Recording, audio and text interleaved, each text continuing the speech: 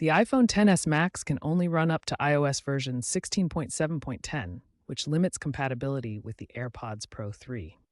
These earbuds require iOS 18 or later for all features to work correctly. The main issue is that the XS Max's iOS version doesn't support the updated Bluetooth Low Energy protocols and data parsing methods used by AirPods Pro 3 to communicate battery levels. This prevents the battery widget from displaying accurate data.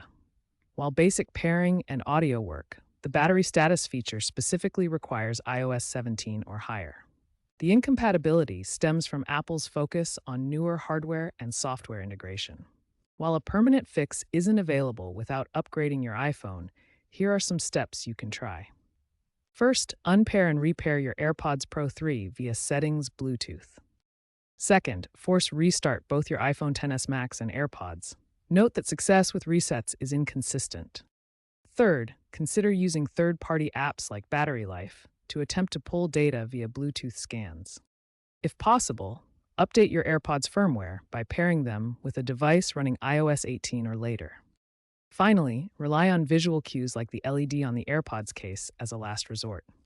If problems persist, it may be time to upgrade to a newer iPhone model for full compatibility.